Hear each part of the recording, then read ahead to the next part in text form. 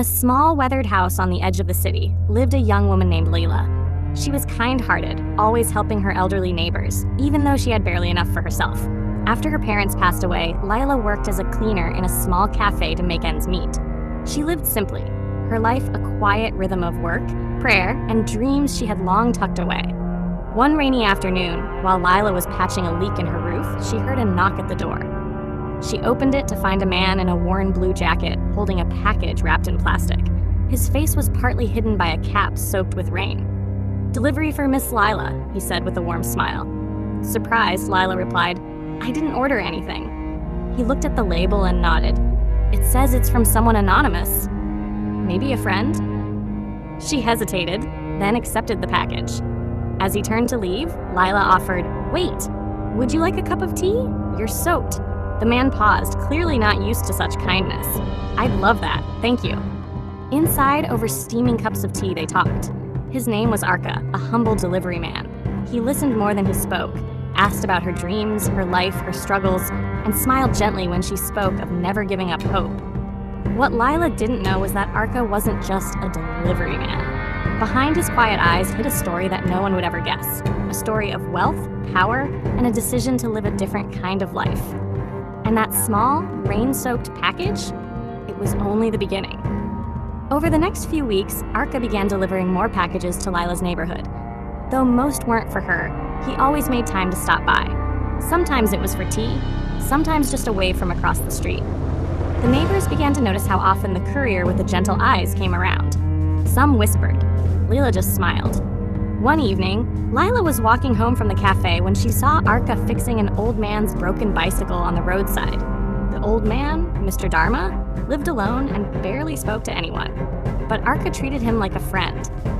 That moment, something changed in Lila's heart. She began to see Arka not just as a courier, but as someone with depth, humility, and a quiet strength. Meanwhile, Arka was quietly learning about Lila too. She donated part of her small income to a shelter. She never asked for help. She smiled even when she was tired. She had every reason to be bitter, yet carried herself with grace. One night, as they sat outside her house under the stars, Arka finally asked, "Do you ever wish for more, Lila?" She looked at the sky and answered, "I used to. But now I think having enough to live, people to care about, that's already a kind of wealth." Arka looked at her long and silently. Inside, he struggled. He had a world of riches, private jets, companies, stocks, but none of it had felt real to him for years. He had left it behind to see what life meant without it. And now, sitting beside this woman who had so little but gave so much, he was beginning to understand. Still, he said nothing about who he really was. But fate had other plans. As the weeks turned into months, Arka and Lila grew closer. Their connection was simple, pure, built not on material things, but shared values and quiet moments. Yet Lila never knew that the kind man who helped fix roofs and deliver packages once sat at the head of a billion-dollar empire. One Sunday morning, Lila woke up to find an envelope slid under her door. Inside was a handwritten note.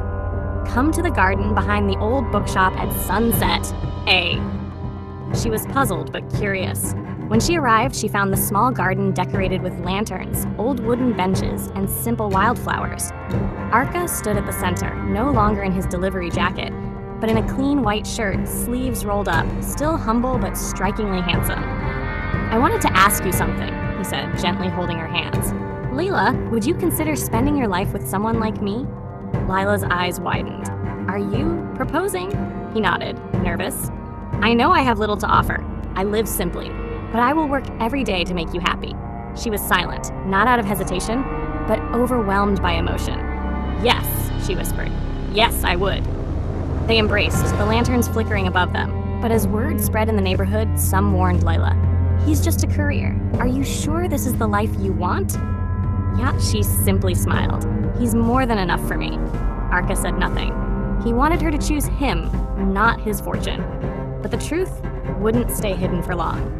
2 days before the wedding, Lila was helping Arka tidy up his small rented room when a man in a sleek black suit appeared outside. He bowed slightly before speaking. "Sir, the board is waiting for your return. The merger papers are ready." Lila looked confused. "The board?" Arka's face changed. Calmly, he stepped outside with the man. "I told you never to come here unless it was urgent." "It is," the man said. "The media is already asking questions. Someone leaked your location." Lila stood at the door, watching silently. When Arka turned back toward her, he knew the moment had come. He took her hand. "Lila, there's something I've hidden from you.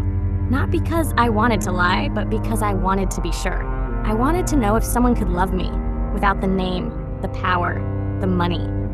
She didn't say a word. "I'm not just a courier," he continued quietly. "My real name is Arka Mahendra. I'm the CEO of Nusasend Group. The package company I worked for, I own it." Lila's breath caught in her throat. Everything suddenly made sense. The expensive watch he never wore, the way he spoke like someone used to leading, the strangers who sometimes bowed when they saw him in public. "You're a billionaire?" she whispered. "I am," he said. "But none of that ever felt real? Until you. I needed to know if someone could see the man behind the wealth." Lila looked into his eyes, overwhelmed, not by the revelation, but by what it meant. "You lied to me," she said softly, "but I see now why. And what hurts more than the lie is imagining that someone like you could have never found someone to love the real you." Tears welled in his eyes. Then she smiled, small, honest, and warm. "But you found me, and I'm not walking away." They embraced, and in that moment, all the years of loneliness they both had carried vanished. The day of the wedding arrived, but it wasn't like any other billionaire's wedding. There were no gold-plated invitations, no celebrity guests, and no luxury cars lining the venue. Instead, it was held in the same modest garden behind the old bookshop, where Arka had first asked for her heart. Lila wore a simple white dress sewn by the seamstress she had helped many times. Arka wore a traditional shirt, no designer label. And the guests? Neighbors? Cafe workers? Delivery riders? Shelter volunteers? People they had both touched with kindness over the years. As they stood under the string lights exchanging vows, Arka made a promise in front of everyone. "I used to think success was about numbers, but meeting you taught me that true wealth is measured in love, in honesty, and in choosing what kind of life you build with someone. From now on, every part of my empire will carry your kindness." After the wedding, Arka didn't return to the world of private jets and hidden offices. He transformed Nusasend Group entirely. He made sure every delivery worker received fair wages, healthcare, and profit sharing. He even built scholarships for underprivileged youth, named after Lila's late parents.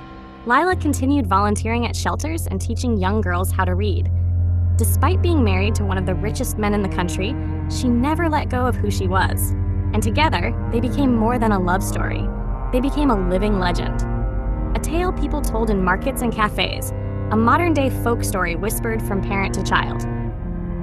Once a poor girl fell in love with a courier.